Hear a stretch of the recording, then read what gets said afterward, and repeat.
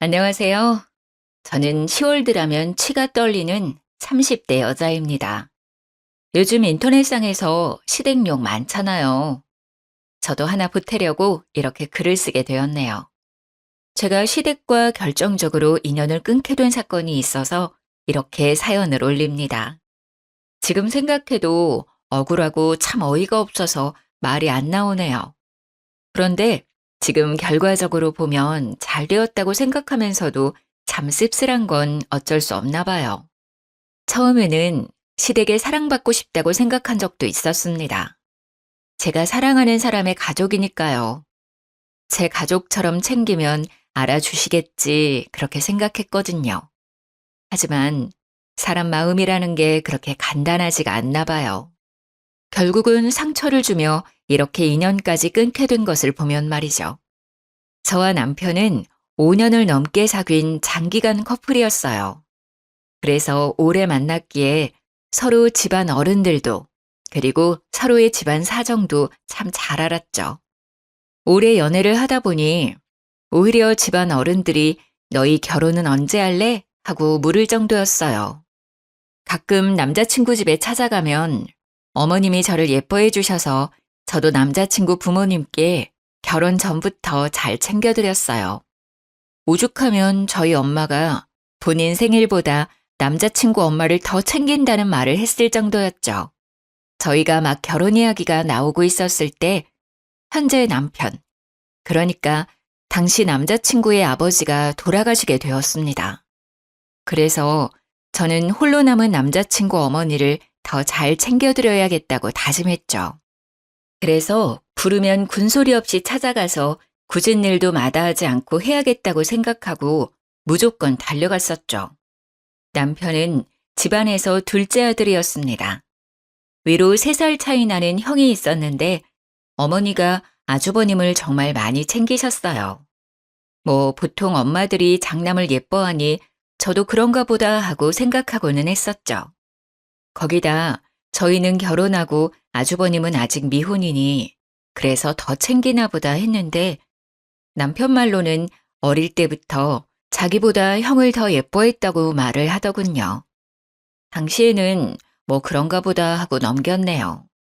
겉으로 보기에는 그렇게 차이가 나지도 않았고 혼자 있는 아들 챙기는 건 당연해 보였기 때문이죠.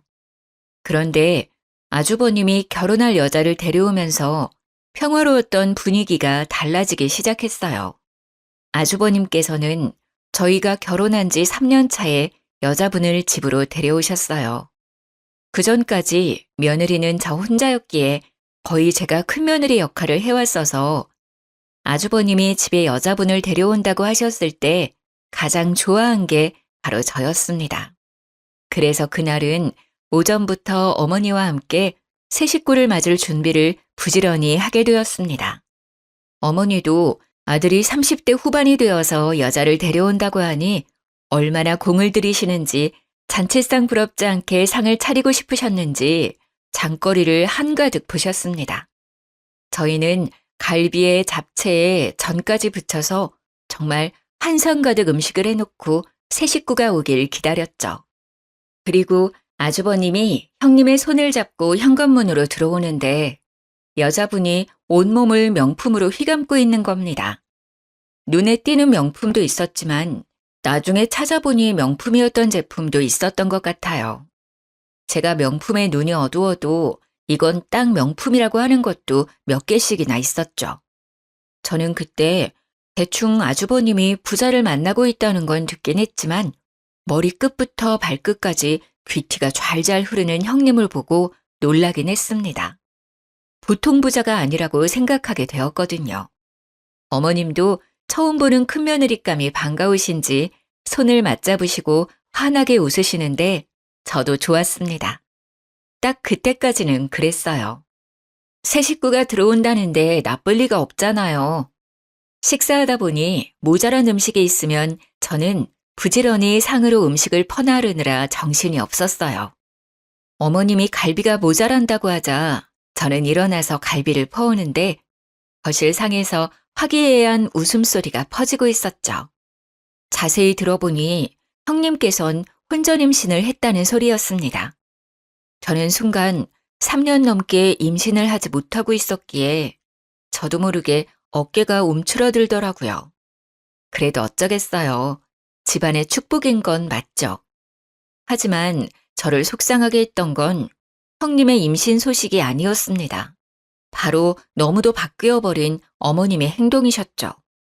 제가 갈비를 상위에 내려놓자 어머님이 형님의 손을 꽉 붙잡고 말씀을 하셨어요. 어머, 요즘은 아이를 다 혼수로 가져온다더니 참말이네.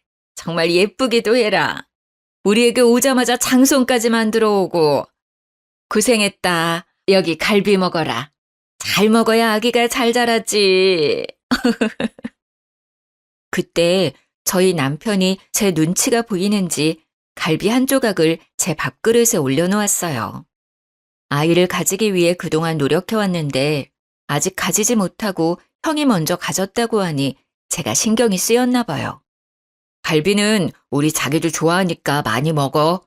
요리 만들고 준비하느라 고생했어, 자기야. 그래도 그 한마디가 얼마나 고맙던지 저는 남편을 향해 미소를 지었습니다. 그런데 어머님이 저를 슬쩍 보시더니 네가 한 게 뭐 있다고? 그러시면서 갈비를 형님 앞으로 밀어놓으셨어요. 순간 남편은 무안해져서 저를 보며 멋쩍은 미소를 지었습니다. 그때는 어머님이 학수고대하던 아주버님이 결혼할 사람을 데려왔는데 기다렸던 아이까지 가졌다는 말에 너무 좋아서 그러시나 보다 했었습니다. 저는 다시 잡채를 가지러 부엌으로 가는데 뒤에서 어머니의 커다란 목소리가 들려왔어요. 어머, 대학병원 의사라고? 내분비과? 아이고, 우리 집에 드디어 사자를 가진 사람이 들어왔구나. 아이고, 장하다. 지훈이 너도 참 용하다. 어떻게 이렇게 귀한 사람을 집에 들여왔다니? 참 우리 집에 복덩이가 들어왔구나. 저는 잔뜩 들떠있는 어머님의 목소리를 들으며 집이 정말 잔치 분위기라고 생각했습니다. 그렇게 분위기 좋게 식사를 마치고 어머님과 아주버님과 미래의 형님은 이제 결혼 이야기를 하셨어요. 그 상을 치우는 것은 또 저의 몫이었기에 혼자 사부작거리며 상을 치우고 있는데 남편도 그 자리에 앉아있기가 그랬는지 저를 도와 상을 같이 치워주더라고요. 고생했다고 저를 다독이는데 그 손길이 너무 고마웠어요. 아침부터 힘들게 부지런히 요리하고 상을 차렸어도 고생했다는 한마디 못 들을 줄 몰랐습니다. 그런데 남편이 그 맘을 알아주니 속상한 마음이 사르르 녹아내렸죠. 상을 치우고 과일을 내가는데 형님이 어머님께 선물이라고 명품 가방을 떡하니 내놓더라고요. 어머님은 너무 좋아하시며 잇몸이 만개하게 찢어지셨어요. 의사니까 역시 돈도 잘 버는 거겠죠. 어머님의 커다래진 입을 보는데 제가 괜히 죄송해지더라고요. 저렇게 좋아하실 줄 알았으면 하나 사드리는 건데 하는 마음이 드는 겁니다. 제가 사드린 건 명품은 아니어도 국내 유명 브랜드들이었거든요. 역시 어머님도 여자셨던 거죠. 어머니는 명품 가방을 품에 안으시고 예비 형님을 향해 말을 하셨어요. 뱃속에 아이도 있는데 결혼을 서둘러야지. 배가 나오기 전에 빨리 서둘러야겠구나. 시어머니의 말에 예비 형님이 난감한 표정을 지으시더라고요. 그런데 제가 너무 바빠서요, 어머니. 결혼 준비를 제대로 할 수 있을지 걱정이에요. 병원 일이 생각보다 한가한 일이 아니라서요. 어머님은 형님의 손을 꽉 잡으시며 활짝 웃으셨죠. 그럼 알다마다 큰일 하는데 바쁜 거 내가 다 알지. 결혼식 걱정은 하지도 말아라. 내가 다 준비하마. 여기 한가한 너희 동서도 있잖아. 그렇지 작은 애야? 네가 결혼 준비하는 것 좀 도와주려무나. 저는 사과를 깎다가 두 눈을 동그랗게 떴죠. 아주버님의 결혼식을 제가 준비하다니요? 그것도 잘못하면 욕먹기 딱 좋은 결혼식을 말이죠. 저는 어색한 미소를 띄었습니다. 죄송해서 어쩌죠? 저도 요즘 회사 일이 바빠서 도와드리기 힘들 것 같네요. 그래도 본인들이 준비하는 게 더 마음에 들지 않을까요? 어머님은 제 말이 마음에 안 드셨는지 저를 흘겨보셨어요. 무슨 직장이 시간 조정하나 마음대로 못한다니? 그래서 다른 일은 할 수 있겠어? 서로 어려울 때 돕고 해야 형제 우애가 좋아지고 그러는 건데. 아니에요, 어머니. 제가 바빠도 시간 내서 해볼게요. 동서 곤란하게 해서 미안해. 아니다, 내가 준비하마. 바쁜 네가 시간을 어떻게 빼려고 해. 뱃속에 애도 있는데 그럴 필요 없어. 저는 잠시 그 자리에 있는데도 벌써 숨이 막혀왔습니다. 어머니와 형님만이 다른 세상에 있는 것 같이 느껴졌는데 저는 딱 그 자리에 그냥 옆에 세워진 병풍 같은 존재 같았어요. 아직 결혼 전부터 이렇게 살얼음판인데 결혼하면 또 얼마나 달라지려나 하는 불안이 엄습해왔습니다. 왜 그런 느낌은 딱딱 잘도 들어맞는 것인지 모르겠어요. 형님은 결혼 전부터 보통이 아니셨습니다. 그렇게 형님의 결혼은 어머님 주도 아래 수월하게 이루어지게 되었어요. 두 분 결혼식이 한 달 앞으로 다가왔을 때 우리는 다시 시댁에 모이게 되었습니다. 그런데 형님과 아주버님이 생각지도 못한 말을 입 밖으로 꺼내시는 겁니다. 어머니, 이미 재산이 분할이 끝났다고 하던데 정말이에요? 아버님이 동등하게 나눠주셨다고 하는데 그게 너무 불공평한 것 같아서 말이죠. 제사도 저희가 다 지내고 어머님도 저희가 모시는 건데 왜 동등하게 나누었는지 이해가 되지 않네요. 이건 장남이 더 가져야 하는 문제 아닌가요? 저는 형님의 말을 듣고 어이가 없어서 입이 떡 벌어졌어요. 저희가 결혼 전에 아버님은 이미 아주버님과 남편에게 재산을 동등하게 나누어 주셨습니다. 시댁은 대력가까지는 아니지만 상당한 부동산 재산이 있었고 당시 저도 예비 며느리 자격으로서 그 자리에 있었고요. 아버님은 아주버님에게 장남이라는 이유로 지역 상권도 월등히 좋은 신축 건물을 주었고 저희에게는 건물은 규모가 크지만 오래되고 상권이 안 좋은 건물을 주셨었습니다. 그때 당시에 아주버님도 그것에 만족하셨고 저희 남편과 저도 큰 불만 없이 받아들였습니다. 시세 차이는 별반 다름 없었고 아버님이 나눠주시는 거니 큰 불만도 없었죠. 그리고 아버님은 어머님 앞으로 노후자금이라고 작은 건물을 남겨두셨었습니다. 그런데도 저런 말을 꺼내자 속이 뒤집히는 겁니다. 형님, 그렇게 따지면 이제 저는 시댁에 손 놓아도 되는 건가요? 형님 혼자 시댁 행사며 제사며 다 챙기시려고요? 형님은 저를 보며 고개를 끄덕였습니다. 당연하지. 장손인데 내가 책임져야지. 그러니까 우리가 재산을 더 가져야 하는 거 아니겠어? 이건 너무 불공평하잖아. 앞으로 고생은 나하고 우리 그이가 다 하는 건데 앞으로 어머님도 책임져야 하고. 그런데 그때 아버님이 그런 것까지 생각하고 좋은 상권의 신축 건물을 아주버님께 남겨주신 거잖아요. 이제 와서 그것을 따주시면 저희가 너무 어이가 없어요.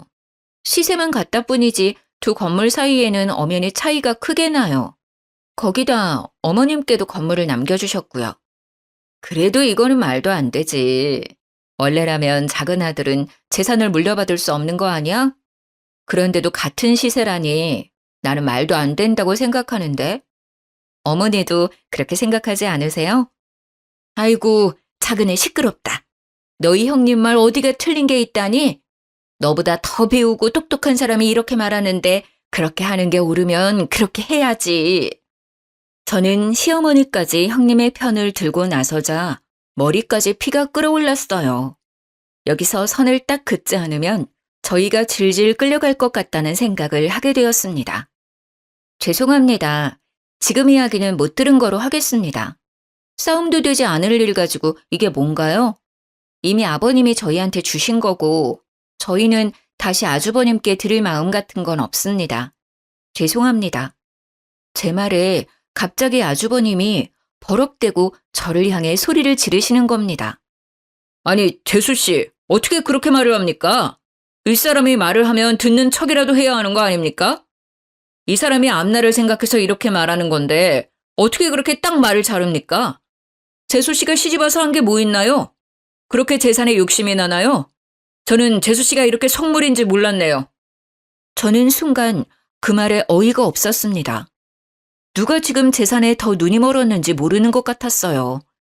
지금 재산 이야기 하시는 두 분은 아직 결혼도 안 하신 거 아니에요?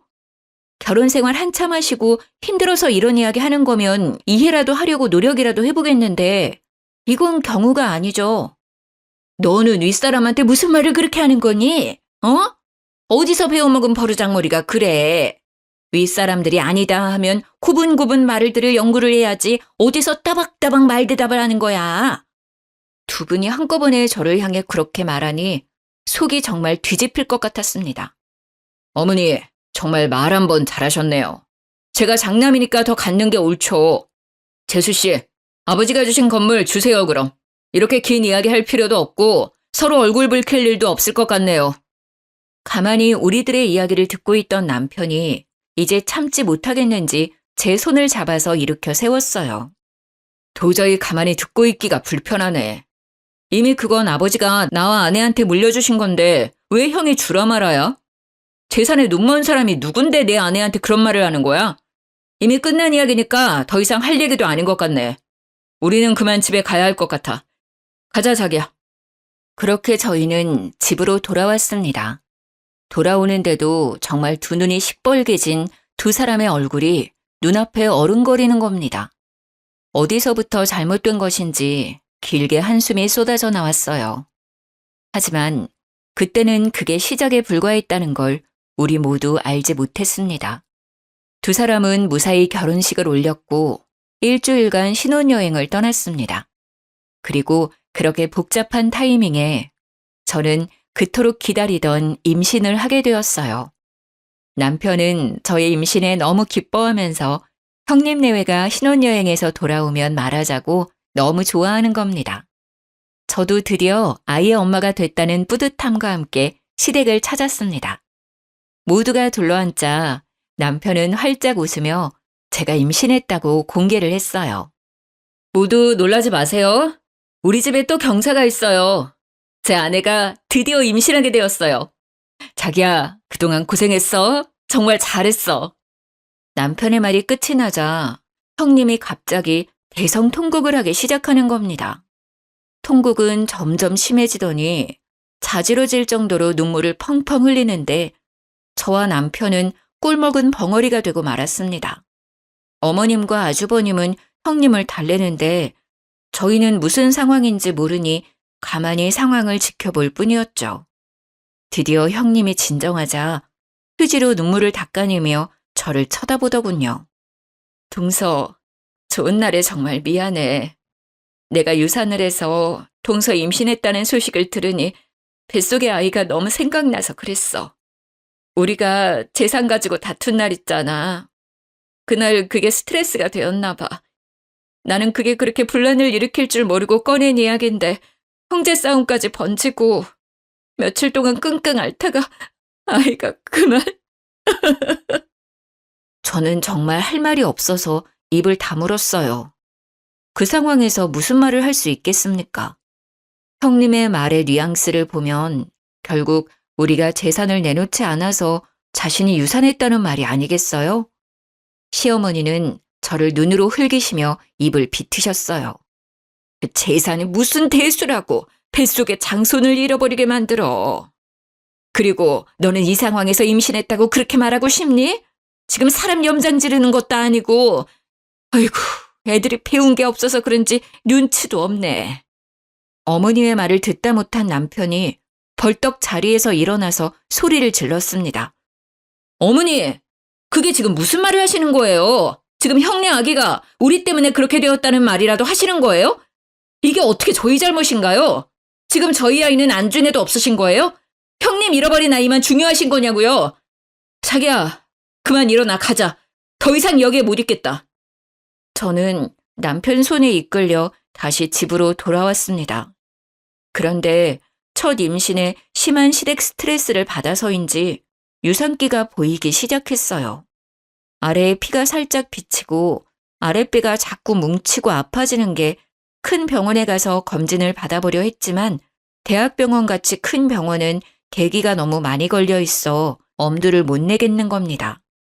그래서 남편이 형수네 병원에 가서 검진을 받는 건 어떠냐고 물어보더군요. 어머님도 형님이 예약해서 허리 진료를 받았다는 겁니다. 거기는 형수백으로 검진을 앞당길 수 있는 거 아니냐고 말이죠. 저는 솔직히 형님에게 부탁하는 게 마땅치 않았지만 아이가 우선이니 전화를 걸어서 물어보기로 했습니다. 그런데 전화를 걸자마자 형님이 타박을 하시더라고요. 동서, 왜 전화했어? 바쁜 일 아니면 빨리 끊어. 혹시 이제는 우리한테 건물 넘길 결심이라도 선 거야? 그런 거 아니면 빨리 끊어. 나 바빠. 다시 머리에 혈압이 오르기 시작했습니다. 형님의 말을 듣자마자 내가 왜 이 여자에게 전화를 한 것인지 후회가 되기 시작했죠. 아니요, 그건 아니고요. 형님네 병원 산부인과 예약하러 가는데 혹시 빨리 앞당길 수 있는지 알아보려고 전화를 드렸어요. 곧 도착하니까 자세한 이야기는 일단 만나서 이야기 드릴게요. 갑자기 형님의 말투가 상냥해지기 시작했습니다. 어머, 그랬구나. 그런 일이면 말을 하지 그랬어. 내가 금방 알아봐 줄 수 있지. 잠시만 끊어봐. 내가 자리 있나 봐주고 다시 전화 걸어줄게. 그렇게 말하며 전화를 끊더니 10분 뒤에 다시 형님에게 전화가 왔습니다. 어머 동서, 내가 웬만하면 우리 병원으로 예약하려고 했는데 자리가 도저히 안 나온대. 대신해서 잘 보는 병원으로 예약해뒀거든? 거기로 가볼래? 그리고 건물은 출산 후에 이야기하자. 일단 뱃속 아기의 안정이 먼저잖아. 걱정하지 말고. 저는 형님이 예약해둔 다른 병원으로 내원하게 되었고 거기서 스트레스를 많이 받아서 유산기가 있다고 하면서 유산 방지 주사를 맞춰주었습니다. 그렇게 돌아왔지만 저는 이미 마음이 상해서인지 시댁 모임에 갈 때마다 스트레스가 쌓이더라고요. 그래도 어쩌겠습니까? 그 당시에는 이제까지 그렇게 해왔으니 부르면 당연히 가야 하는 거라고 생각을 하고 있었어요. 그게 효이고 그렇게 배워왔으니까요. 그런데 그곳에 가서 결국 저는 시댁에 학을 떼어버리는 일이 생기고 말았습니다. 그날도 시댁으로 가는데 가는 중에도 가슴 끈 명치가 답답하더라고요. 저는 이제 막 임신 6개월에 들어서는 중이었기에 어느 정도 유산에 대한 위험은 내려놓고 있었습니다. 그렇게 상에 둘러앉아 밥을 먹고 있는데 형님이 이번에는 주식 이야기를 하기 시작하셨어요. 어머니, 제가 말한 주식 사셨어요? 어때요? 돈 좀 만지셨어요? 많이 올랐죠? 형님은 이미 어머니에게 주식 투자를 권유해서 주식 투자를 했나 보더라고요.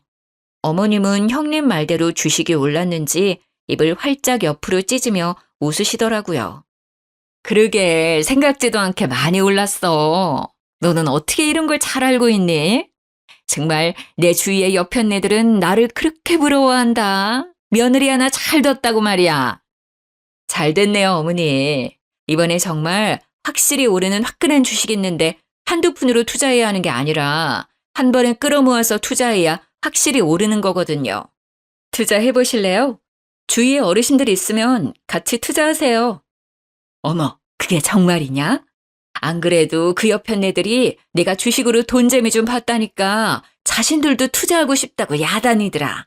내가 알아보마. 형님은 어머니의 말에 활짝 웃더니 저희를 보며 말을 이었어요. 동서도 투자하는 게 어떻겠어? 이번에도 정말 확실한 주식이거든. 이렇게 확실한 게 나오기도 쉽지 않은데 내가 아는 애널리스트 말이라서 찐이거든.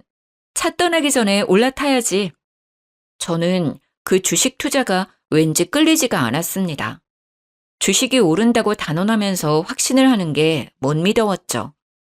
주식이라는 게 한 치 앞도 못 가리는 건데 말이죠. 저는 단칼에 거절했습니다. 죄송해요. 저희는 그렇게 크게 투자할 돈이 없어서 말이에요. 저희는 빼고 하세요. 아우, 정말 아까워서 그래. 그 애널리스트 말로는 3배는 기본이고 최대 5배 이상은 뛴다고 하던데 이때 아니면 못 산다니까? 그 건물 있잖아. 그거 팔아서 투자하는 건 어때? 동서 말대로라면 시세도 더 이상 오르지 않을 거 아냐. 그렇게 끌어안고 있어봐야 세금이나 더 나오지. 거기 건물 상가도 몇 개나 비어있어서 월세로 버는 것도 없다던데. 나 못 믿으면 그 전문가 믿고 투자해봐. 형님은 꼭 저희 건물을 미리 알아보신 것처럼 말을 하시더라고요. 저는 오랫동안 아파트 건설업체를 다니고 있었습니다. 어깨너머로 어떤 특징적인 지역이 아파트 개발이 잘 되는지 어렴풋이 알고 있었죠. 처음에는 잘 몰랐지만 아버님이 물려주신 건물을 보고 나서야 이곳이 잘하면 재개발이 들어갈지도 모르겠다는 생각을 하게 되었습니다. 문제는 그게 언제가 될지 그리고 재개발 허가가 날지 모르는 상태이지만 저는 그 당시에 이 지역은 언젠가 재개발이 된다고 생각을 하고 있었어요. 그래서 형님에게 건물을 팔지 않겠다고 말을 했죠. 아니요, 괜찮아요. 아무래도 거기가 곧 재개발이 들어갈 것 같아서 그래요. 그래서 손해라도 당분간 건물 가지고 있자고 남편하고 말을 해두었어요. 제 말을 듣더니 갑자기 형님의 두 눈이 커다래지더군요. 동서, 정말 해도 해도 너무한다. 그런 건물을 가져간 거야? 어떻게 우리한테는 한마디도 없이 그런 곳을 가지고 갈 수가 있어? 미리 알고 그 건물 가져간 거야? 우리 그이 몰래 건물 빼돌린 거 아니야? 형님의 말에 논리에 어이가 없어지더군요. 건물을 빼돌리다니 어떻게 저런 말을 할 수가 있는 건지 당최 이해가 되지 않는 겁니다. 무슨 말을 그렇게 하세요? 저희도 아버님께 물려받고 눈으로 직접 건물 보고 재개발에 들어갈 것 같다는 거 안 거고요. 아직 재개발 뜬 것도 아니고 그럴 것 같다고 분명 말씀드렸잖아요. 그런데 무슨 건물을 빼돌려요? 저희는 정말 아버님이 주신 대로만 받은 건데 그리고 제가 회사 다니면서 지역이랑 흐름 보고 저 스스로 판단해서 그렇게 말한 거예요. 형님, 정말 말을 이상하게 하시는 거 아니에요? 그게 말이 되는 거야? 아버님이 주신다고 그런 낡은 건물을 얌전히 받았다고? 그게 더 이상하지. 분명 뒤에서 아버님에게 무슨 말을 했으니 이렇게 된 거 아니겠어? 어머니, 이거 사기 아니에요? 좋은 건물 차지하려는 것 같은데 어머니, 아무리 생각해도 이건 아닌 것 같아요. 저는 정말 미치고 팔짝 뛸 것 같은데 그 당시 아버님 옆에 계셨던 어머님까지 저를 몰아가는 겁니다. 큰아기 말을 듣고 보니 그렇구나. 너 정말 건물 노리고 그런 거니? 정말 사람 하나 잘못 들여서 내가 별꼴을 다 보는구나. 너 이게 무슨 경우냐? 어? 아무리 재산이 탐이 나도 그렇지. 그렇게 노른자 땅을 홀라당 가지고 가서 너 혼자 잘 먹고 잘 살려고 했니? 말하는 꼬락서니도 아주 뻔뻔하게 시리. 정말 그 말이 사실이면 저도 가만히 있지 못하겠습니다. 재수 씨, 이건 법적으로 사실 여부를 따져봐야 하는 겁니다. 사실이라면 지금이라도 이실직고 하세요. 순간 머리 꼭지가 돌면서 아랫배가 뭉치는 겁니다. 밑이 빠질 것처럼 아픈데 저는 배를 움켜쥐고 옆으로 쓰러졌어요. 어머니는 그 순간까지 저를 보고 타박을 하시는 겁니다. 옳시고 이제 내가 뭐라고 한다고 아프다고 생쇼를 하는구나. 정말 너 그렇게 안 봤는데 꼬리가 9 달린 여우 아니냐? 나 몰래 얼마나 너희 시아버지를 구워 삶은 거야. 안 일어나? 씨하지 말고 일어나. 저는 배가 아파서 식은땀이 흐르기 시작했어요. 저를 잡고 있던 남편은 제 손을 꽉 잡고 일으켜 세웠어요. 제발 억지 좀 부리지 마세요. 사람이 쓰러졌는데 계속 그런 이야기가 나옵니까? 자기야, 병원 가자. 이대로 안 되겠어. 저는 남편과 함께 급히 병원으로 향했습니다. 저를 본 의사는 하마터면 조산할 뻔했다고 도대체 갑자기 왜 이렇게 되었냐고 물어보는 겁니다. 저는 스트레스를 많이 받았다고 하니 자궁 경부 길이가 아주 짧아졌다고 했습니다. 결국 자궁 경부를 묶고도 위험하다고 남은 임신 기간은 병원 침대에 누워 있어야 한다는 겁니다. 서 있으면 밑이 빠질 것 같은 느낌에 배에 수축이 왔거든요. 병원 침대에 누워 있는데 괜히 서러워지는 겁니다. 보통 다둥이 가진 산모나 이렇게 한다는데 세상 원망이 다 남편한테 쏠렸습니다. 저는 아무 죄 없는 남편을 보고 윽박을 질렀습니다. 나 다시는 시댁 안 가. 이게 뭐야 진짜. 어렵게 아이 가졌는데 축하는 못할 망정 하마터면 우리 아이 잃을 뻔했잖아. 나한테 다시는 시댁 가자고 말하지 마. 다시 또 나랑 시댁에 가자고 하면 나 당신이랑 이혼할 거야. 알겠어? 눈물이 나오는데 남편이 제 손을 꽉 잡더라고요. 알겠어. 안 가도 돼. 그동안 고생했어. 우리 집 일은 이제 내가 알아서 할게. 당신은 우리 아이 걱정만 하면 돼. 다시는 당신 속 썩이는 일 없이 할 거야. 내가 미안해. 당신 고생시켜서. 그 말을 듣는데 다시 눈물이 왈칵 쏟아졌습니다. 그동안 참아왔던 서러움이 한꺼번에 터져나왔습니다. 예쁨 받고 싶고 사랑받고 싶어서 열심히 노력한다고 한 것 같은데 어디서부터 잘못되었는지 모르겠네요. 저는 그렇게 완전히 시댁과 단절을 하고 4개월을 침대에서 더 버텨 무사히 제 품에 딸을 안았습니다. 작은 얼굴에 오밀조밀 예쁜 얼굴을 보니 그제야 좀 숨통이 트이는 것 같았어요. 그렇게 아이를 키우느라 몇 달을 정신없이 보내긴 했어도 아무 걱정 없이 우리 세 식구만 챙기면 되니 스트레스로 인한 두통도 명치에 답답한 것도 사라졌죠. 남편이 오기를 기다리며 저녁을 준비하고 같이 식사를 하는데 남편이 시댁 이야기를 꺼내더라고요. 나 밥 먹고 잠시 본가에 다녀올게. 집에 무슨 일이 있는지 오늘 어머니에게 전화가 왔더라고. 울면서 전화를 하셨는데 갑자기 형수랑 연락이 안 된다고 하시더라고. 형도 갑자기 형수가 사라져서 이리저리 찾아보고 있는데 하루아침에 사라져버려서 둘 다 많이 놀랐나 봐. 저는 아이에게 이유식을 먹이다가 남편을 쳐다보았어요. 형님이 갑자기 사라졌다니 말이 나오지 않았어요. 거의 1년 가까이 시댁 일에는 신경 쓰지 않고 있어서 따로 형님과도 연락하고 있지 않았기에 저는 남편이 들려주는 시댁 이야기로만 소식을 전해 들었습니다. 남편은 시댁을 다녀와서 한숨을 푹 내쉬더라고요. 저는 그때야 무슨 일이 크게 났다는 걸 깨달았어요. 무슨 일이야? 큰일이 난 거야? 형님은 찾았어? 어디 계시는데? 일단 신고는 해놨는데 그게 좀 이상해. 형이 형수가 사라지고 일하는 대학병원에 가서 형수를 찾으니까 없는 사람이라고 했다는 거야. 그런 사람은 자신의 병원에 근무하지 않는 의사라고 하더라고. 분명 어머니가 몇 달 전에 허리 때문에 병원에서 형수 이름으로 진료 예약하고 진료를 받았고 병원 홀에서 의사 가운 입고 있는 것도 봤다고 하니까 간호사가 형수 이름으로 진료 예약된 것은 맞는데 의사로 근무하는 사람은 없다는 거야.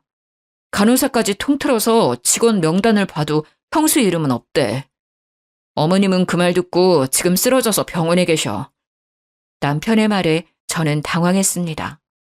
분명 우리는 형님이 그 대학병원 의사라는 것에 아무 의심이 없었습니다. 어머님이나 아주버님이 병원 홀에서 의사 가운을 입고 있는 형님을 만났다고 했으니까요. 그런데 막상 병원에서 형님은 그 병원 의사가 아니라고 하는 겁니다. 하지만 남편의 말은 거기서 끝이 아니었습니다.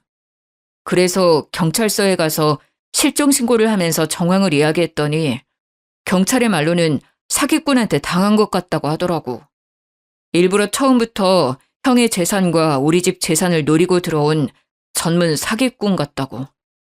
그럼 형님, 아니지, 그 사기꾼을 다시 찾을 수 없다는 거야? 그런데 그때 어머님이 홀레당 주식 투자한다고 하시지 않았어? 그건 어떻게 된 거야? 그것도 가지고 도망간 거야? 지금 그게 가장 큰 문제야. 나도 그게 걱정되어서 물어봤더니 이미 어머니하고 형하고 건물까지 다 팔아서 그 주식에 투자했대. 경찰 말로는 그런 주식 자체가 없다는 거야. 아마 현금으로 돌려서 빼돌리기 위한 거짓말이라고 하는데 형수의 신원도 가짜고. 지금 조회 중이긴 한데 보통 이런 경우는 이미 해외로 도주했을 거라고 말하더라고. 신원이 가짜라니 무슨 말이야? 혼인신고 했을 거 아니야. 그게 형수가 일이 너무 바쁘다고 혼인신고를 미루자고 해서 혼인신고를 아직도 하지 않았다더라. 그래서 신원 추적이 늦어지고 있어. 정말 어머님은 믿는 도끼에 크게 발등을 찍히고 마셨던 거죠. 온 식구들을 속이고 시댁과 아주버님의 재산을 몽땅 갖고 튄 그 사기꾼은 몇 달 수사 끝에 필리핀으로 도주를 했다는 것을 경찰에서 밝혀냈다고 하더군요. 어머니는 쓰러진 뒤로 중풍이 오셔서 말도 어눌해지고 한쪽 몸이 마비가 오셨다고 해요. 문제는 어머님이 또 없는 돈까지 끌어다가 사기꾼에게 투자해버려서 빚도 상당하다는 겁니다. 하루에 몇 번씩 병원으로 빚쟁이들이 들락거린다고 하더라고요. 그래도 그 지역에서는 잘 산다는 소리를 듣고 살았던 시댁이 한순간에 빚더미에 앉게 되었습니다.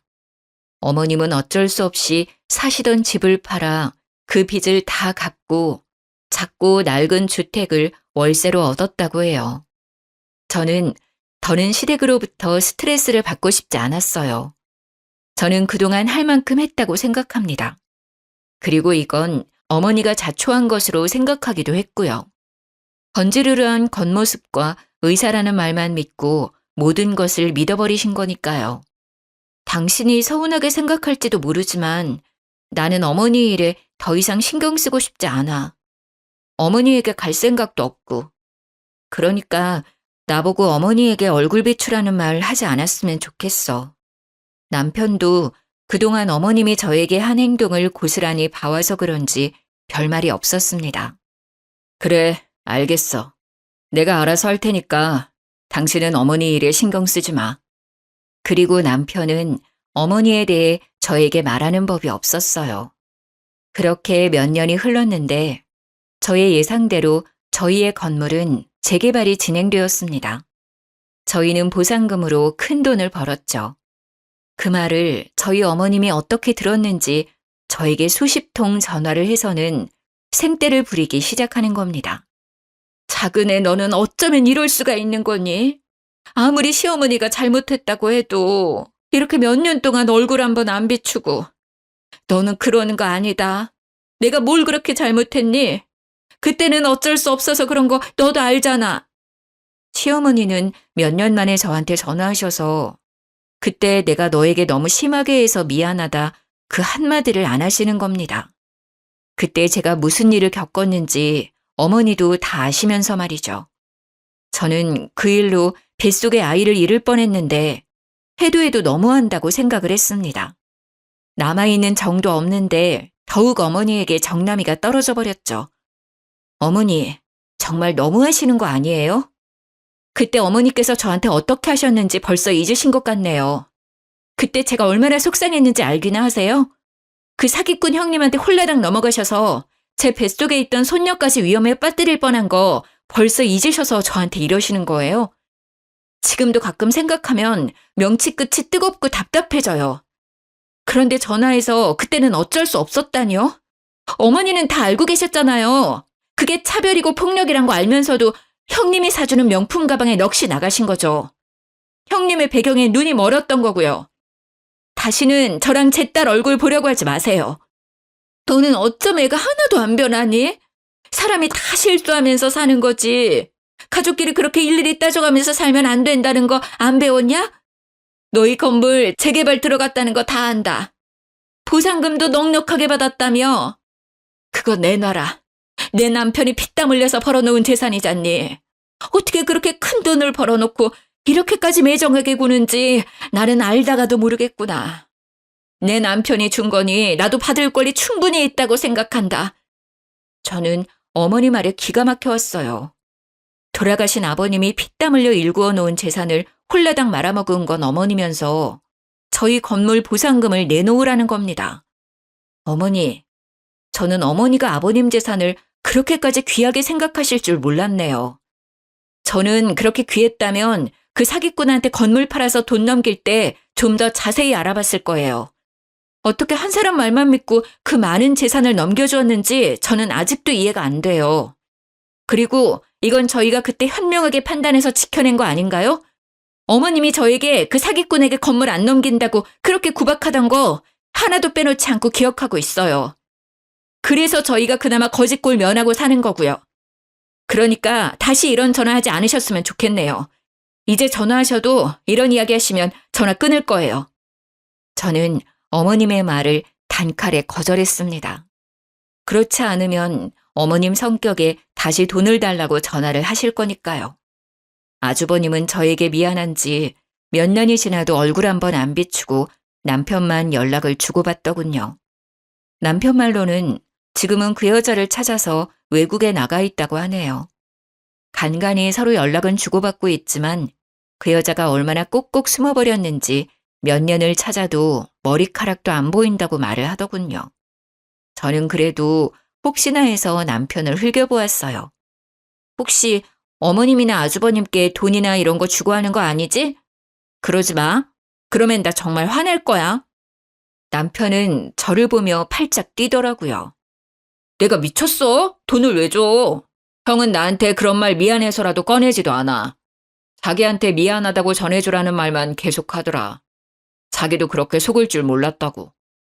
어머님은 나한테 돈 달라고 전화는 하지만 나는 안 된다고 했어. 병원비는 내드리고 있지만 다른 돈은 안 드린다고 확실히 선 그었어. 나도 말이야, 어머니에게 서운한 게 한두 개가 아니야. 어릴 때부터 어머니는 유독 형만 예뻐했으니까. 당신도 이미 질릴 만큼 봤잖아. 저도 남편이 어머님의 병원비를 내고 있다는 것을 알고 있었습니다. 결혼 전부터 어머님이 아주버님을 알뜰히 챙기는 것을 봐오긴 했지만 어린 시절부터 그런 모습을 봐온 남편도 결혼 후까지 그러니 이제 진절머리가 난 듯 했습니다. 알겠어. 병원비는 내드려야지. 그 정도는 나도 괜찮다고 생각은 해. 하지만 그 이상은 안 도와드리는 게 옳다고 생각해. 그리고 나는 다시 시댁일에는 손대고 싶지 않아. 그건 당신이 이해해줬으면 좋겠어. 남편은 알겠다고 자신의 집일에 신경 쓰지 않아도 된다고 했습니다. 어머님과 완전히 연을 끊고 지낼 수는 없겠지만 그래도 우리 부부는 시댁에 경제적인 도움은 주지 않겠다고 어머님께 확실히 선을 그었습니다. 어머님도 이제는 저희에게 돈을 받아낼 수 있다는 생각은 버리셨는지 저에게는 전화도 더 이상 오지 않고 있네요. 가끔 밖에 나가서 폐지를 주우셔서 생활비에 보태 쓴다고 남편이 말을 해주더군요. 일평생을 곱게 사셨던 분이셨는데 집에 사람 하나 잘못 들여서 고초를 겪게 되신 거죠. 저의 사연은 여기까지입니다. 저는 토끼 같은 딸과 남편과 함께 잘 지내고 있어요. 명절에는 시댁에는 가지 않으니 저희 세 식구는 여행을 다니고 있습니다. 아마 그런 일이 없었다면 저희도 다른 집들처럼 시모도 함께 여행을 다녔을 수도 있었겠죠. 하지만 이미 지난 일을 떠올려봤자 어쩌겠어요. 나쁜 기억은 빨리 털어버리고 일어서야죠. 가끔은 믿었던 사람에게 가장 많이 상처를 받기도 하는 것 같아요. 하지만 서로 상처 주는 사이라면 서로 안 보고 사는 것도 좋은 방법인 것 같습니다. 조금은 멀리 떨어져 서로의 소중한 것을 생각해 보는 게 어떨까 싶네요. 모두 행복해지길 바라면서 이만 글을 드리겠습니다.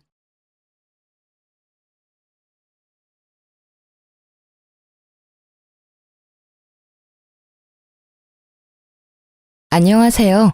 경기도에 사는 30대 초반 여성입니다. 저는 오는 가을 출산을 앞두고 있어요. 프리랜서라 임신하고부터 일을 쉬고 있죠. 여러모로 싱숭생숭한 요즘 소란스러운 제 마음을 정돈하고 싶어서 이곳에 제가 겪었던 일을 털어놓으려 합니다. 저와 남편은 20대 중반에 소개팅으로 처음 만났어요. 남편과 저는 소개팅 당시에는 잘 안 됐는데요. 몇 년 후 우연히 같은 동네 카페에서 마주치면서부터 새롭게 인연을 이어나갔습니다. 그때는 바보처럼 그게 운명이라고 생각했습니다. 지금 생각해보면 둘 다 결혼할 나이가 됐고 어쩌다 적당한 짝을 찾던 와중에 서로 눈 맞았던 것 같습니다. 남편은 대기업에 다니는 평범한 회사원이었습니다. 어디 특별하게 모난 곳 없는 바른 사람이었죠. 시어머님께서도 지극히 평범하신 분이었습니다. 불행히도 저희가 신혼여행을 간 사이 시모께서는 보이스피싱에 당해서 전 재산을 잃으셨어요. 시부 없이 홀로 평생 벌어서 모은 돈을 다 잃으셨다며 오열하시는 어머님을 보는데 너무 속상하고 안쓰러웠습니다. 만약 저희가 신혼여행 중이 아니었다면 그 불행을 막을 수 있지 않았을까 하며 남편도 많이 자책했고요. 그때 저희 친정어머니께서 많은 도움을 주셨어요. 무너진 어머님 일으켜주시고 안 좋은 생각이라도 하실까봐 일부러 시댁에 들러 같이 식사도 자주 하셨었죠. 사돈 관계가 아니라 마치 친자매처럼 많이 챙겨드렸어요. 친정어머니 덕분에 어머님은 비교적 빠르게 마음을 회복하셨습니다. 피싱으로 잃은 돈은 결국 다시 못 찾았고 저희 친정 부모님께서 시어머니 보증금도 해주셨어요. 남편은 결혼하면서 여윳돈이 없었거든요. 저는 시댁을 한 가족처럼 챙겨주시는 친정 부모님이 너무 자랑스럽고 존경스러웠습니다. 남편은 매일 자기 탓이라고 자책하고 나는 경찰에 신고하는 것 말고는 뭘 어떻게 해야 할지 몰랐는데 엄마 덕분에 어머님 어느 정도 극복되신 것 같아. 진짜 고마워요, 엄마. 내가 엄마 아빠 딸이라 참 다행이야. 딸, 보이스피싱은 남 일이 아니야. 사돈이 아니라 내가 당할 수도 있었을 일이잖니. 아무리 조심해도 우리 같은 늙은 사람들은 전화 한 통 잘못 받았다가 문자 한 통 잘못 눌렀다가 한순간에 전 재산 잃는 거야. 요즘 세상 참 무서워. 에휴, 불쌍한 우리 사돈. 마음이 얼마나 힘드시겠어. 엄마가 신서방한테는 차마 괜찮냐고 연락은 못 하겠더라. 신서방은 네가 잘 챙기고 있지? 엄마가 사돈 어른 잘 챙길 테니까 넌 신서방이랑 너만 생각해. 그리고 가족끼리 고맙기는 뭘. 얘가 새삼스럽게 엄마 쑥스럽게 하네. 엄마, 혹시 신서방이 엄마한테 감사하다고 인사 안 드렸어요? 신서방? 에이, 바쁘잖아. 마음고생 심하게 해서 그럴 겨를이 없었을 거야. 응? 그동안 연락 한 번 없었다고요? 아니, 얼굴 한 번 안 비쳤어요? 아무리 그래도 엄마 아빠가 다 도와주셨는데. 아유, 엄마 아빠는 괜찮아. 뭘 바라고 한 것도 아니고. 그리고 엄마 아빠가 쌓은 덕은 다 나중에 너한테 돌아갈 거야. 그러니까 너 너무 서운해하지 말어. 상황이 상황이잖니. 사돈 어른이나 신서방 무슨 정신이 있겠어. 엄마는 제가 감사 인사를 드리니 무척 쑥스러워하셨어요.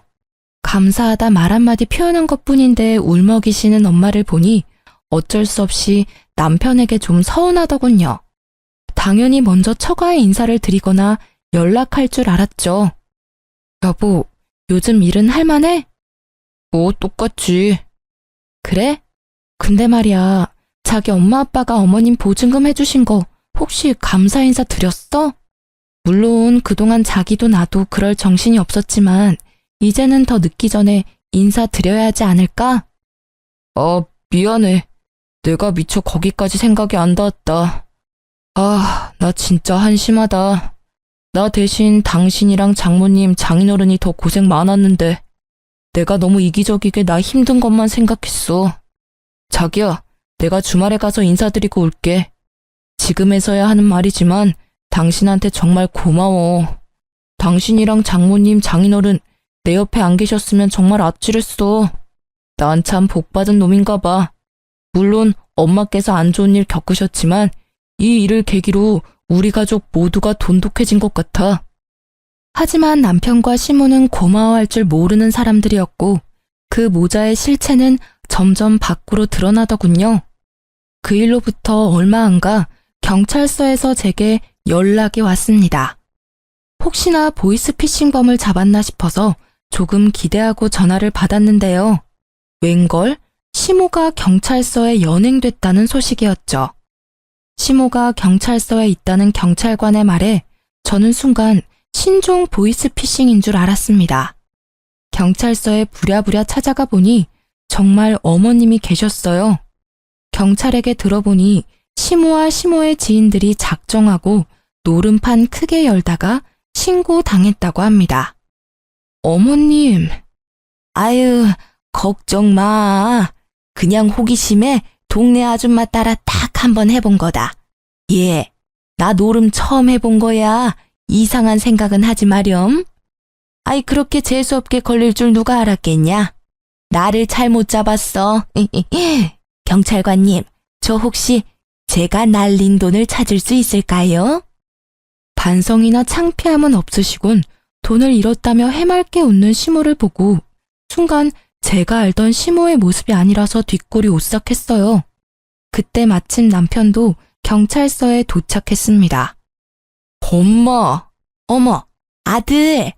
아니 내가 그렇게 아들한테 연락하지 말랬는데 기어코 했어요? 아, 며느리한테만 연락하면 된다면서요. 조사도 성실히 받았구만. 어머니, 남편한테는 제가 연락드린 거예요. 예, 돈 쓸데없이, 아유, 내가 못 산다. 쟤 알았으니 이제 어떡할 거야? 저 얼굴 좀 봐라. 지엠이 잡아먹을 얼굴로 달려오네. 내가 한 번만 더 노름판에 껴서 놀면 엄마 아들 안 한다고 했어요, 안 했어요? 제발, 나 숨 좀 쉬고 살자. 아, 보이스피싱도 말이야. 돈 불려준다는 말에 홀라당 넘어간 거잖아. 전 재산 다 날리고도 이러고 싶어?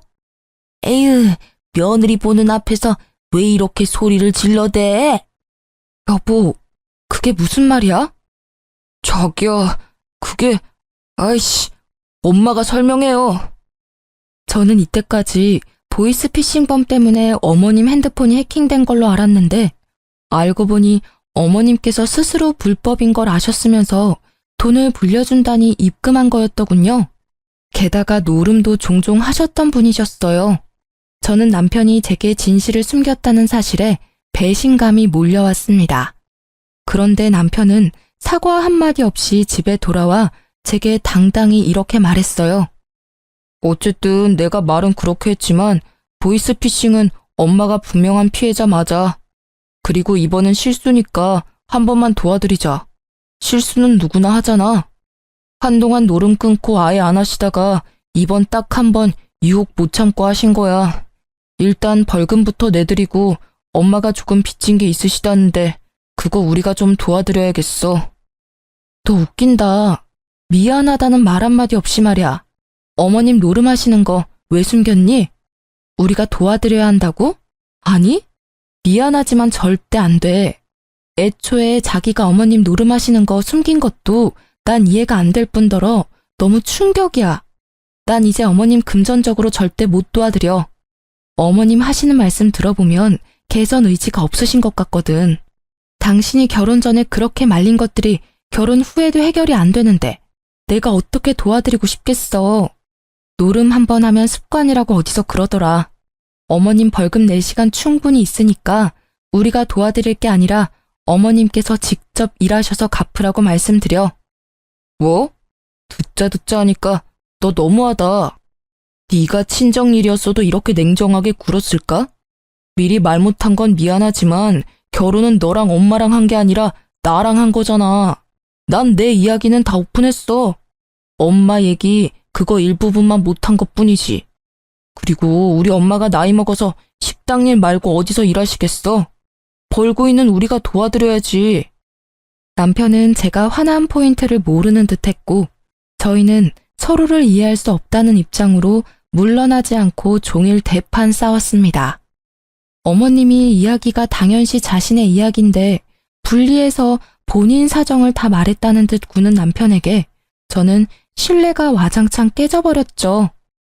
보이스피싱은 어머님이 당하신 사고라 도와드렸던 거고 노름하고 도박판 껴드신 건 어머님 잘못이잖아. 그거 범죄야. 게다가 보이스피싱도 어머님께서 자발적으로 불법 인지하셨으면서도 입금했다며. 난 그것도 그것대로 충격이야. 당연히 어머님께서 식당 일이라도 하셔서 갚아야 하는 게 맞아. 수습 자꾸 해드리는 버릇하면 평생 반복될걸? 뭐? 평생? 아주 악담을 퍼부어라. 그래, 네 마음대로 해. 나 엄마가 애원해도 이제 안 도와드릴 테니까 그만 잔소리해. 지금 내가 사고 쳤어? 아니잖아. 엄마가 잘못한 걸로 우리가 왜 이렇게 싸워야 하는지 모르겠다. 나도 잘 살아보고 싶었다고. 아휴, 자존심 부려서 미안해. 엄마 때문에 나도 무지 답답해.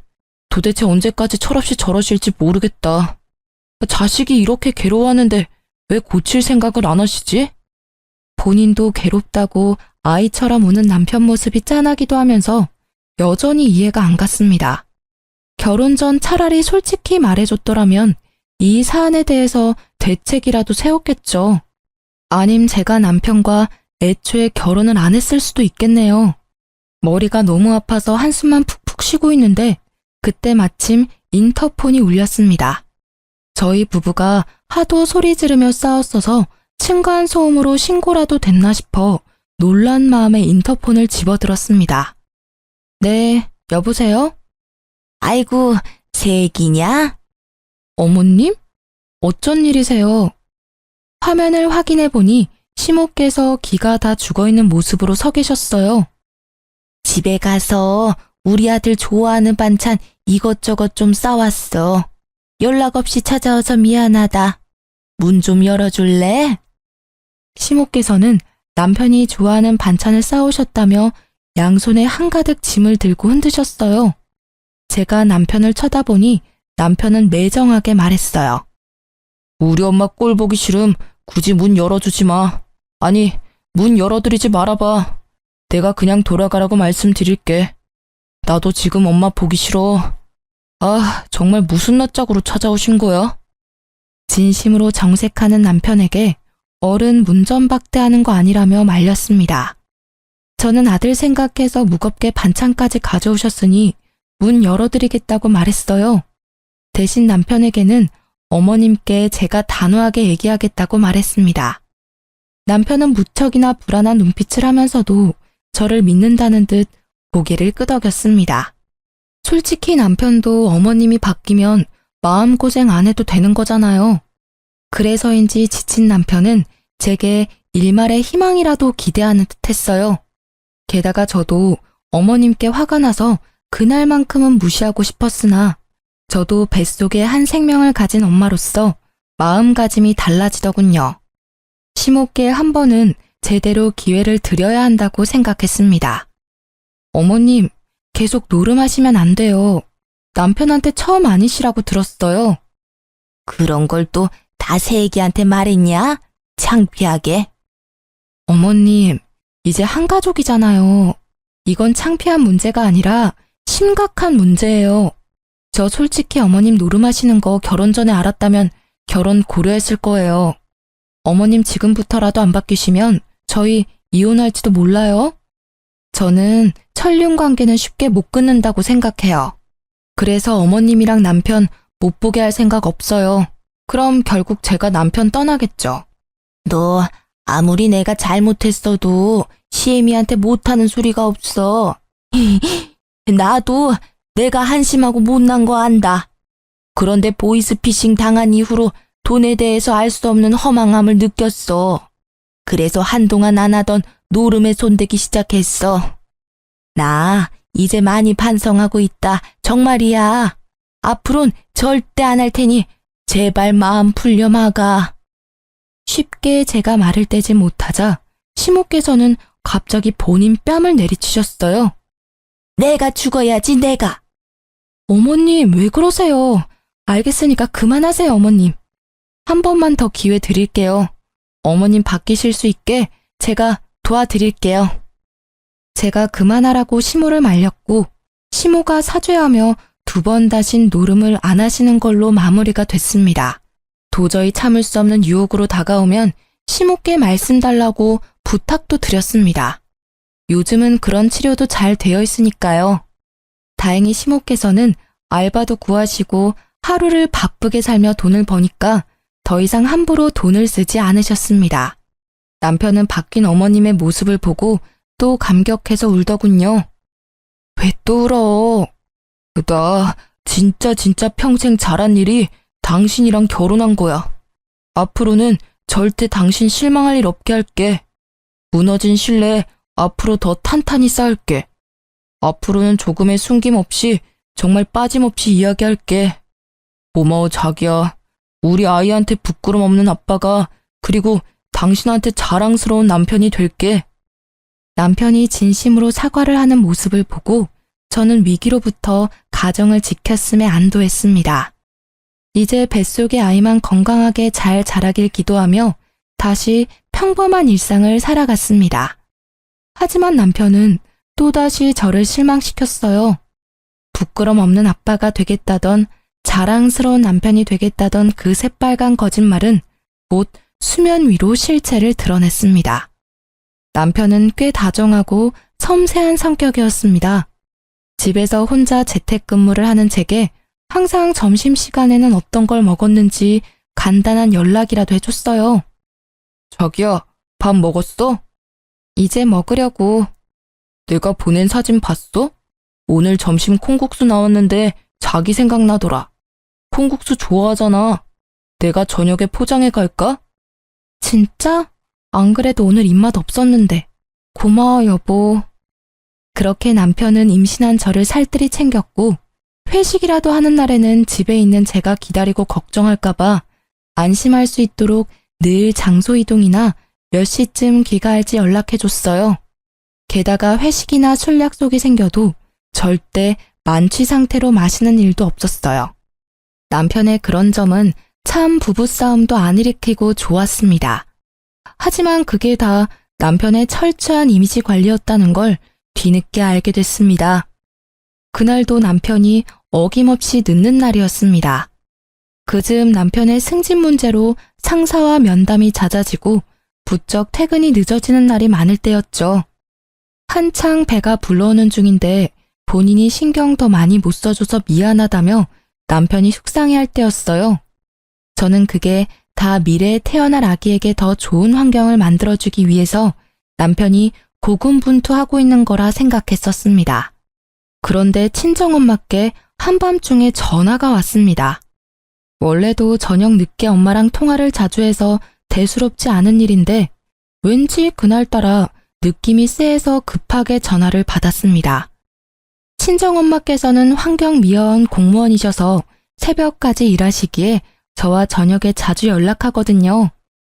엄마, 일하시는 중이에요? 딸 지금 뭐하고 있니? 밥은 먹었고? 엄마 먹었죠. 일하고 계셔? 그렇지. 신서방은? 신서방? 회식한다고 늦는데요. 그래서 밥은 혼자 먹었어요. 그래? 혼자 먹어도 잘 챙겨 먹어야 하는 거 알지? 뱃속에 우리 손주 뭐 먹고 싶은 건 없고? 엄마 딸이 누군데? 남편 없어도 야무지게 잘 챙겨 먹죠. 잘했네, 우리 딸. 왜요? 엄마 하실 말씀 있으세요? 전화상이지만 엄마께서 계속 뭔가 뜸을 들이고 계시다는 느낌이 들어 제가 먼저 여쭤봤습니다. 그랬더니 엄마께서 다시 남편 이야기를 꺼내셨어요. 근데 신서방 언제 들어온대? 글쎄, 오늘 금요일이니까 좀 늦죠. 요즘 그이 승진 때문에 회식도 빠짐없이 다 가고 있어요. 바로 윗상사가 술을 너무 좋아하거든요. 그래, 신서방이 고생이 많네. 근데 신서방 회사가 어느 동네라 했었지? 땡땡동이지. 그럼 회식하면 보통 그 회사 근처에서 하려나? 그렇죠. 근데 오늘따라 엄마 왜 이렇게 질문 폭탄이셔? 혹시 엄마 신서방 봤어요? 본 것도 같아서. 근데 신서방 회사랑 거리가 좀 있잖아. 그래서 신서방이 아니라 닮은 사람을 본 건가 해. 내가 나중에 다시 확인해 봐야지.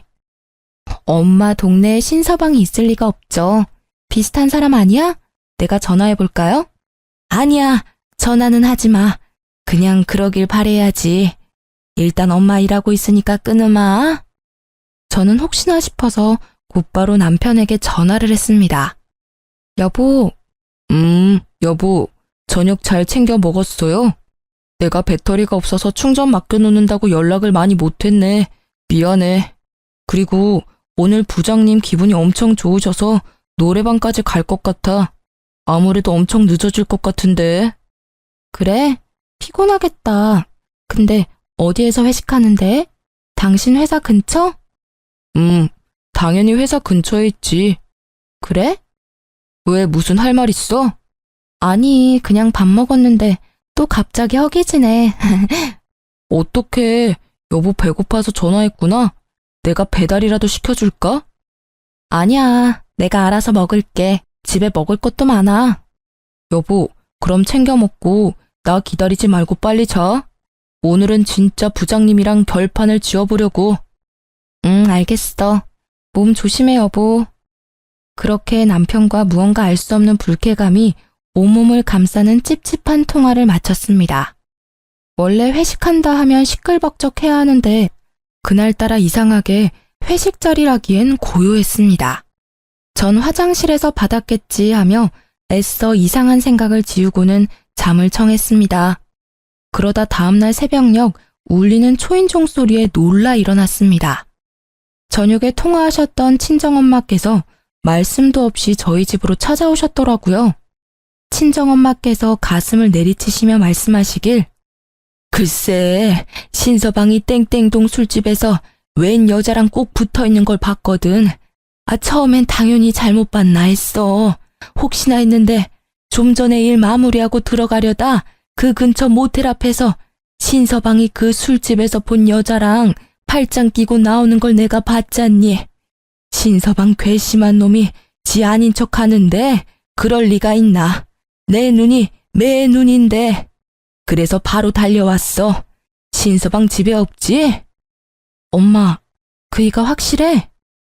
저희 친정엄마께서는 환경미화원 일하시면서 어둠 속에서도 눈이 엄청 밝으셨어요. 남편의 외도 현장을 목격하시고 충격받으신 엄마는 고민 없이 뒤를 쫓아가셨다고 하네요. 남편과 상간녀는 차에 타서도 한참을 출발하지 않았다고 합니다.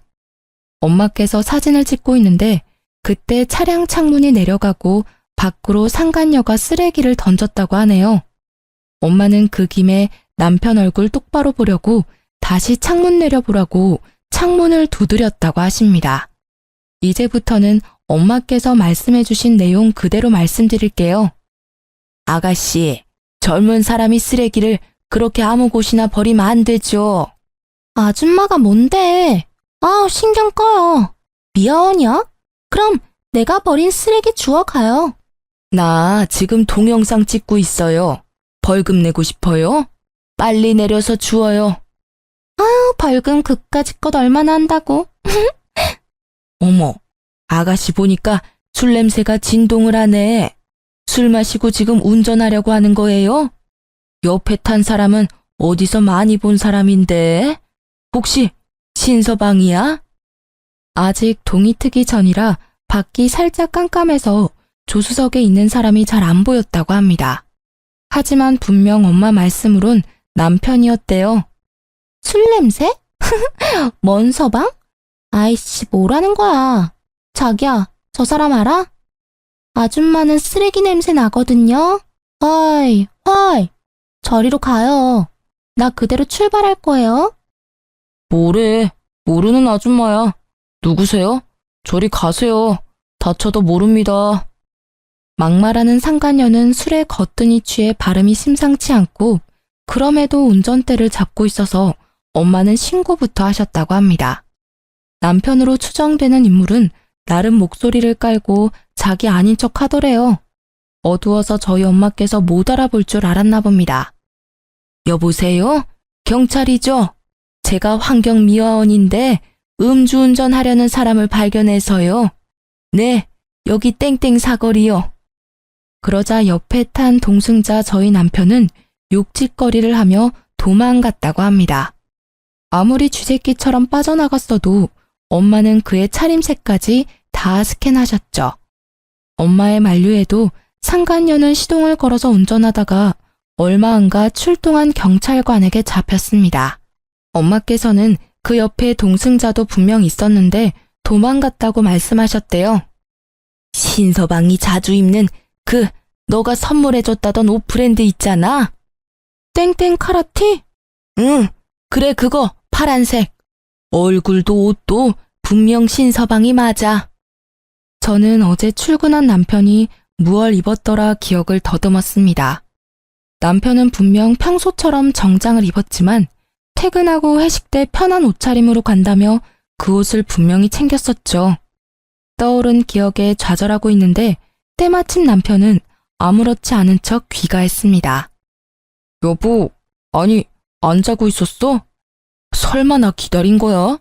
어이, 내가 술을 너무 많이 마셔서 엄마 집으로 갔더라고. 장모님? 깜짝 놀랐어요. 계신 줄 몰랐는데. 새벽부터 무슨 일이세요? 남편은 어제 출근할 때 입은 정장을 입고 있었죠. 저는 곧바로 남편을 밀치고 그의 가방 안에 있는 것들을 탈탈 바닥으로 털었습니다. 술 냄새가 진동하는 카라티가 있더라고요. 여자 향수 냄새도 살짝 섞여 있었습니다. 저는 그 옷가지를 들고 사정없이 남편 뺨을 날렸습니다. 여보, 그게 무슨 짓이야? 너 어디서 바람을 펴? 어디 가서 헛짓거리는 안 하겠다고 생각했는데 나 안심시켜놓고 그동안 얼마나 뒤에서 놀아놨니? 회식? 승진? 웃기지도 않는다. 바람이 아니라 친한 동료야. 회식하다가 많이 취해서 근처 모텔에 데려다 준 것뿐이라고. 회식을 어디서 했는데? 그게 나 못 믿어?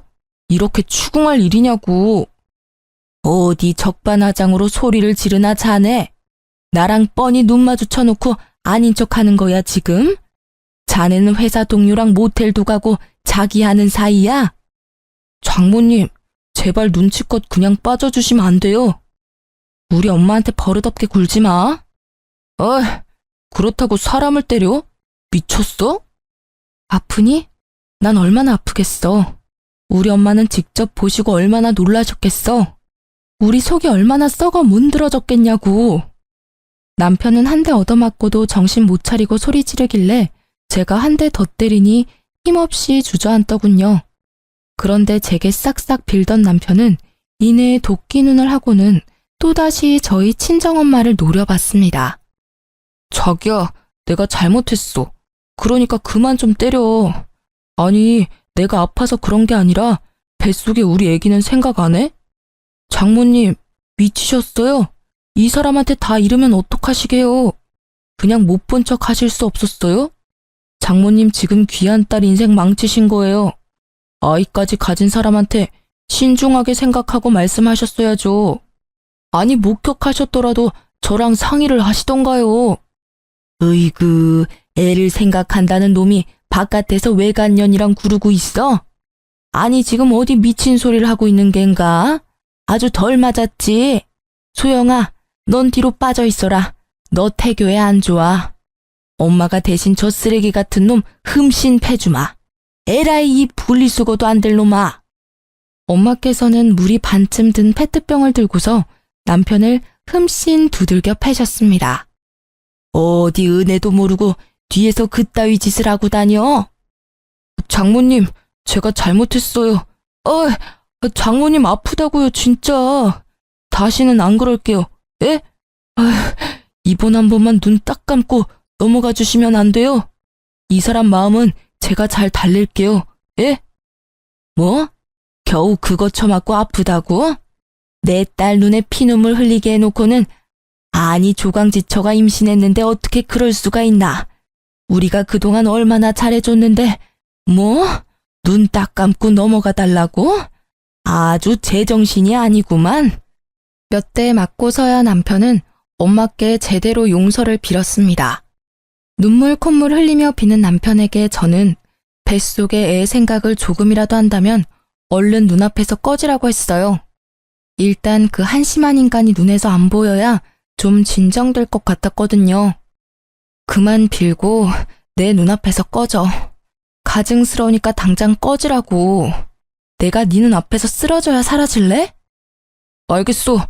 내가 꺼질게. 나 일단 엄마 집에 가 있을게. 화 좀 풀리면 다시 이야기해. 화가 풀리고 말고가 어디 있나요? 당연히 결론은 이미 이혼으로 결정난 건데. 남편은 저를 얼마나 호구로 봤는지 이혼은 절대 안 할 줄 알았나 봅니다. 그리고 저는 곧바로 엄마와 함께 심호께 전화를 드렸습니다.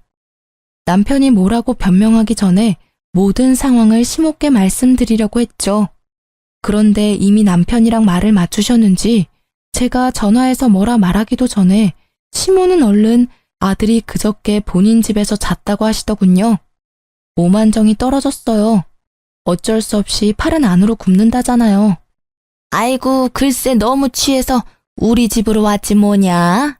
아무리 그래도 임신한 부인 혼자 재우는 거 아니라고 내가 따끔하게 혼냈다.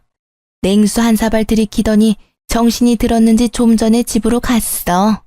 우리 아들 잘 도착했지? 근데 요즘 여러모로 힘든가 보더라. 평소에 술을 그렇게 진탕 마시는 애가 아니잖니. 승진 때문이라며? 다 너랑 잘 살아보려고 하는 거니까 너무 야단치지 말고. 알았지? 어머님, 아들 감싸주고 싶으세요? 저 이미 다 알고 있으니까 그만하세요. 그이 시댁으로 보냈습니다. 냉담한 저의 태도에 어머님께서는 머쓱한 말투로 말씀하셨어요. 아이고, 아가, 내가 정말 너한테 거짓말하기 싫었는데 그 녀석이 하도 울면서 부탁해서 말이다. 내가 미안하다. 남자들 바람 그거 부인이 임신했을 때 잠깐이야. 스쳐 지나가는 바람이니까 네가 그냥 모르는 척 넘어가렴. 근데 사돈은 너 몸 생각 안 하신다니? 어쩜 임산부한테 그런 모진 시련을. 아유, 내가 못 산다. 늙어도 눈치라는 게 있으셔야지. 안 그러니? 너네 그동안 많은 고비 넘겼잖니. 난 이대로 너네 헤어지는 건 아니라고 본다. 어머님! 에그머니나 깜짝이야. 너 왜 소리를 지르냐? 애기 생각 안 하니? 2번 다신 저희 엄마 모욕하지 마세요. 지금까지 얼마나 어머님 살뜰히 챙기셨는데요. 그런 말 들으실 분 아니에요. 그리고 그 많은 고비 다 제가 아니라 언제나 남편 쪽 문제였잖아요. 어머님 보이스피싱 당하셔서 저희 친정 부모님께서 도와주셨고 군말 없이 저희도 뼈 빠지게 도왔어요. 그런데 어머님은 노름으로 빚까지 지셨잖아요. 다 모르는 척 하시는 거예요? 하다하다 남편은 보태서 바람까지 폈네요. 제가 도대체 어디까지 참아야 하나요? 됐습니다. 이렇게 입 아프게 떠들어 봤자죠. 이혼하면 다 끝날 일이에요. 이만 전화 끊겠습니다. 나중에 꼭 직접 저희 어머니께 사과드리세요. 지금 옆에 계셔서 통화 내용 다 들으셨거든요. 아이고 사돈, 미안해요. 됐습니다. 이제 남인이 사과 안 해도 돼요. 2번 다시는 얼굴 안 뵙고 싶네요. 은혜도 모르는 이 짐승 같은 인간들 같으니라고. 그 후로 저는 배가 부쩍 아파서 안정감 있는 부모님 곁에서 지냈습니다. 부모님께서는 아무 걱정하지 말라며 저를 위해 비싼 돈 들여서 이혼 소송과 상간녀 소송을 할 변호사도 구하셨더라고요. 그렇게 안정을 되찾아가는 중 남편과 시모가 친정집에 찾아왔습니다. 아니, 문 열려 있다고 어딜 막 들어와요? 이혼 소송 말고도 주거 침입죄로 신고해드려? 당장 나가요. 장모님, 그러지 마세요. 이렇게 한 번에 등 돌리시면 저는 어떡하라고요. 제발 한 번만 봐주세요. 예? 저 진짜 이 사람이랑 못 헤어져요. 여보, 우리 꼬물이를 생각해서라도 한 번만 다시 생각해봐. 요즘 바람 흔한 거야. 그냥 넘어갈 수 있는 작은 바람을 이렇게 당신이 키운 거라고. 꼴값을 떤다. 넌 그냥 지금부터 착실하게 일이나 열심히 해서 위자료랑 양육비나 입금하면 돼. 어머님, 그만 돌아가 주세요. 저 겨우 안정 되찾았거든요. 내가 이렇게 비마. 다시는 너 속상하게 안 한다고 각서도 받았어. 골칫거리 더 이상 만들지 않을 테니 우리 아들 한 번만 봐주지 않을래? 나도 이제 노름판 완전히 손 뗐단다. 시모와 남편은 친정 부모님께도 손이 발이 되도록 빌었습니다. 친정 아버지께서는 꼴도 보기 싫다고 경찰에 신고해서 주거 침입죄로 신고하셨어요. 경찰관이 왔는데도 시모와 남편은 여기가 처가라며 안 나가려고 버티더군요. 처가는 무슨, 여보세요. 댁들이 그동안 쓴 우리 집 돈 다 내뱉을 준비나 하세요. 어디 은혜를 원수로 갚아? 그리고 자네, 밤에는 대리운전 알바라도 뛰어야겠어. 바람 피는 건 자네한테 사치야. 돈이 있어야 바람도 피지.